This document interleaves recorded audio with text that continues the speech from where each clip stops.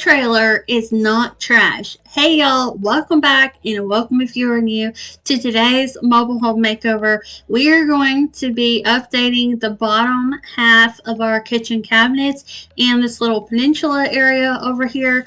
I'm going to be repainting these the same paint I used for the countertops, which y'all saw in the last video. I'm going to be using the Sincere, or however you want to pronounce that, white mold and mildew paint. So here is what our kitchen cabinets look like up close. Here's what that peninsula area looks like up close. It just needs a little bit of TLC. So as the title says, or thumbnail, I don't know which one I chose to put it in, but your trailer is not trash. So this is for those of y'all that live in a mobile home that have ever felt stigmatized because you live in a mobile home, and it's also for the people that stigmatize mobile homes. I am here to share a story with both of you, and I think I have probably shared this story before, but I'm going to share it again because it's got a good learning to it.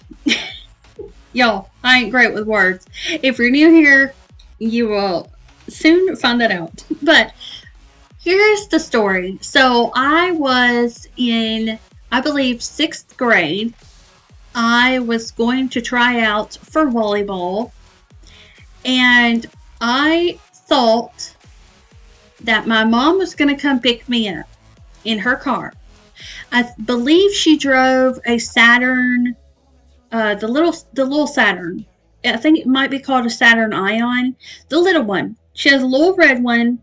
1990s something. When she got it, it was relatively like newer. I don't know that it was brand new or anything like that, but I know that it was like, I thought it was cool. I thought it was nice. I thought it was flashy. Like, ooh, I'm not going to be embarrassed in this car. This is cool. Like, I'm going to show up. I'm going to get picked up in my mom's Saturn, and I'm not going to get picked on or anything because my mom drives a cool car. Okay, I was 11 years old.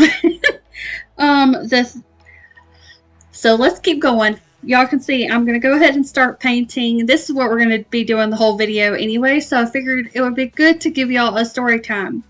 So there's a little backstory. I was going to be I wanted to play volleyball, didn't make the team because we were literally moving to another school. So I don't know, in my little young mind, I thought, oh, well, I could try out here, and if I make it here, then the coach can just tell the other coach at my new school that I made the team, and they can just let me on the team.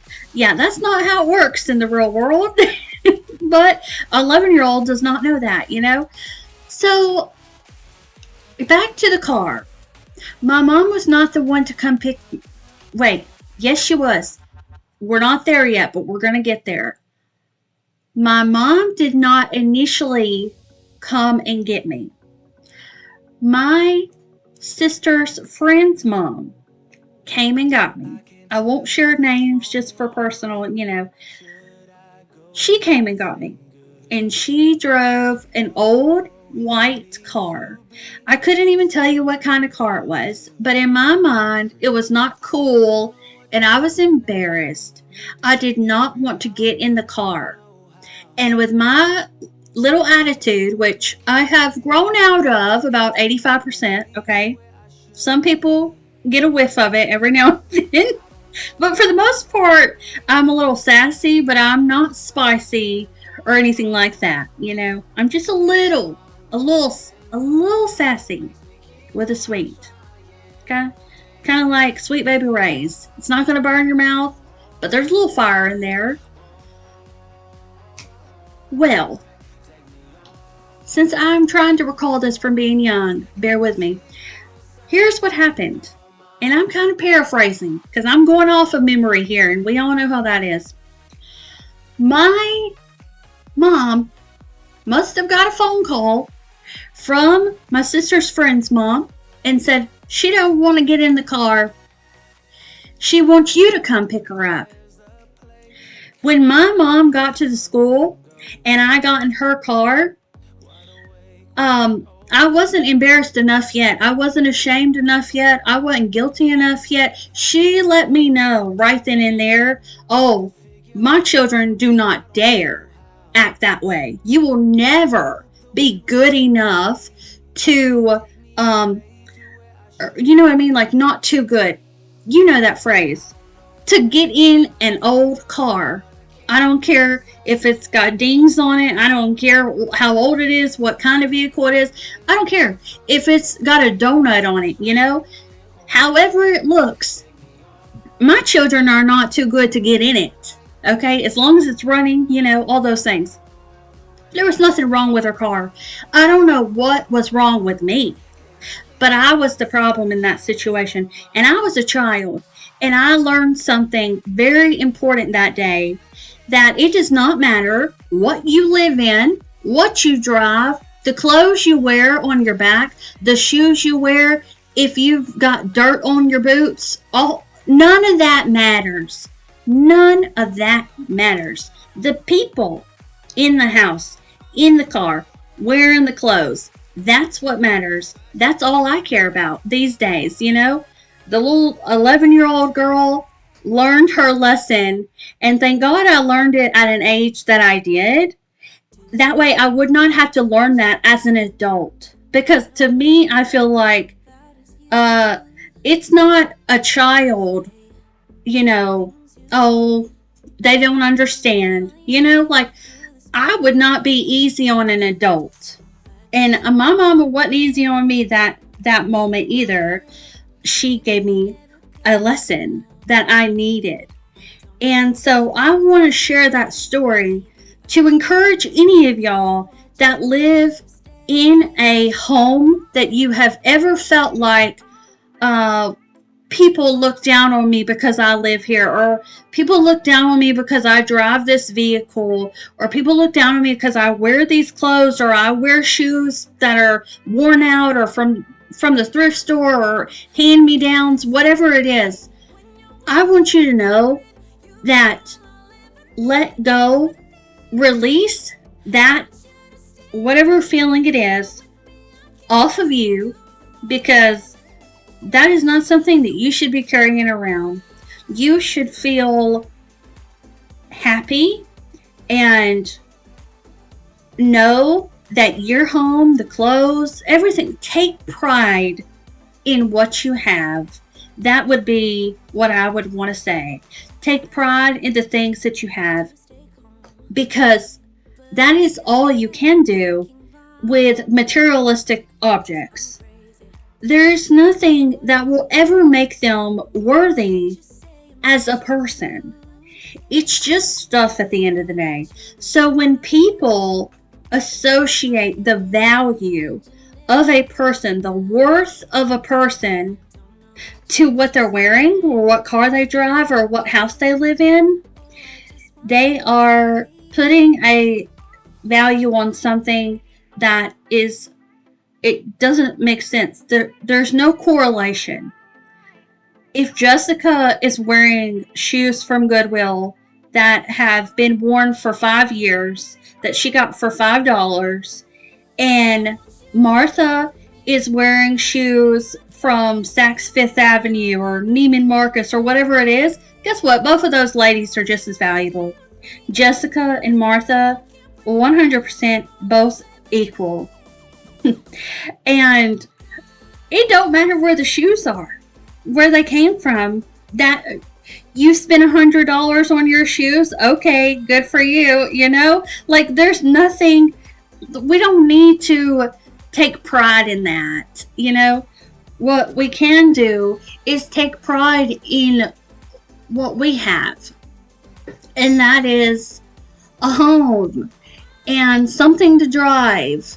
So don't ever put a price tag, if you will, or don't ever class, if you will, what someone has, because that is all, that's theirs, you know? Like, this is my home, and some people think that it's a dump, it's run down, it's ugly, just get another one. They're not that expensive. Like, I wish I could live in the reality, or really I don't, because I don't want to be that kind of person. But it would be nice to think for a day, wow, there's people in life that just go through life just thinking, oh, it's not that big of a deal, let's just get another one. In what reality, in what world is that how people live? I don't know. But it ain't for me. It will never be for me. I would rather live in whatever someone wants to consider what I live in than ever get too big for my britches or feel like I'm too good to sit in that vehicle, or I'm too good to live in that house, or that's dilapidated, that's run down, they need to get another one. No, not my kind of people. And you know what? That is the awesome thing, is that not everybody is our people. And if you live in a home like me, and if someone has ever turned their nose up to you, just know that, honestly, thank them for it. Be grateful that someone showed you their true colors, and that you know right then and there, oh, I don't have to talk to that person anymore if I don't want to. I don't have to invite them over to my home. I've literally had people say, oh, well, who would want to be invited to their house? I know the things people say. And you always hear like, well, I wonder what they live in. Or how do you look? Because people will make remarks about how you look, how you dress, everything. Everybody has an opinion on everything. But it's so easy for them to hide behind a username and a fake profile picture and then say whatever they want because there's no consequences for them.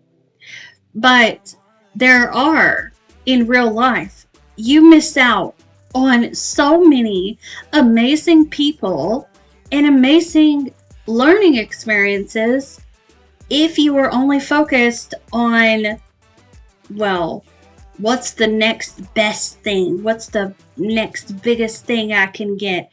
How much money can I have? Or like all these things that don't matter, You miss out on so much when the priorities are on keeping up with the Joneses, or only wanting to be seen around things that would make you feel like you're worth more than someone else.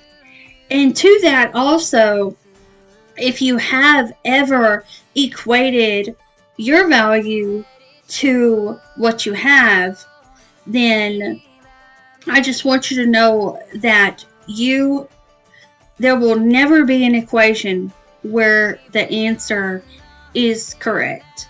It is always going to be wrong, because you will always be more valuable than anything you have.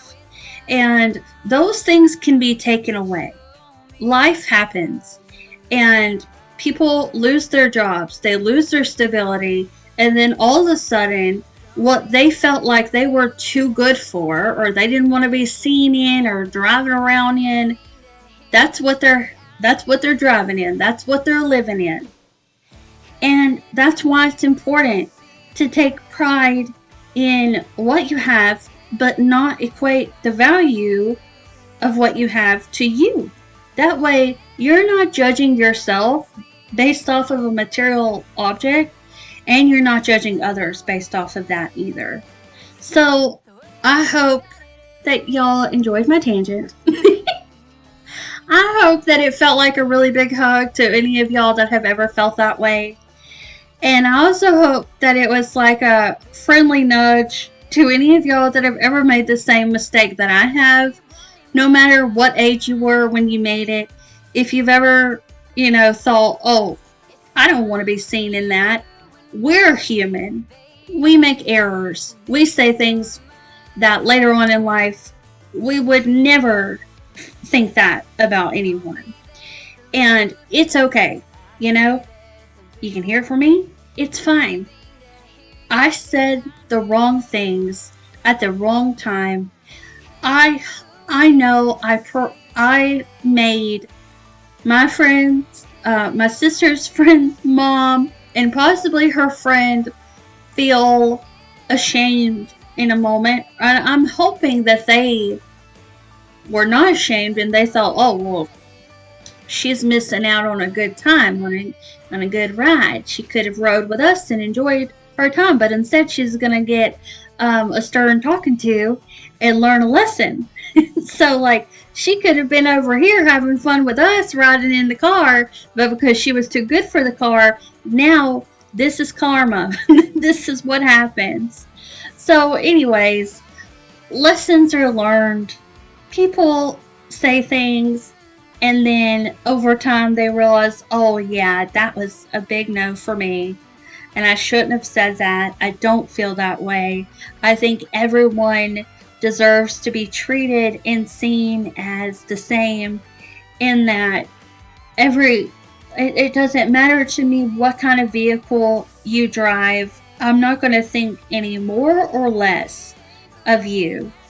And I feel like that is how it should be. You know, we should treat people with respect and not base that off of, where do you work? What do you do for a living? What kind of salary do you have? You know, the questions that people ask. And I always wondered, like, why do people ask what you do for work? And maybe it's just curiosity and see how, like, oh, that's cool. Wow, that's awesome.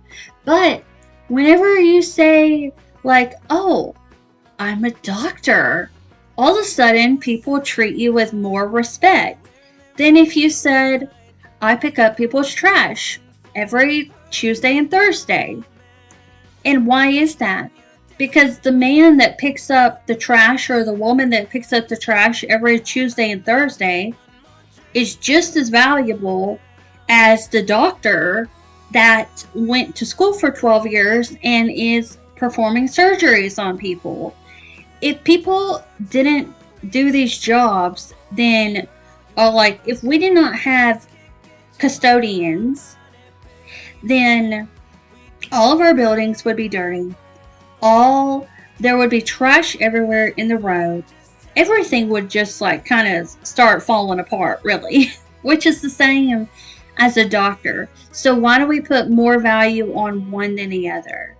Why is it that a plumber can make amazing money? Have y'all ever looked up how much a plumber makes? Hang on.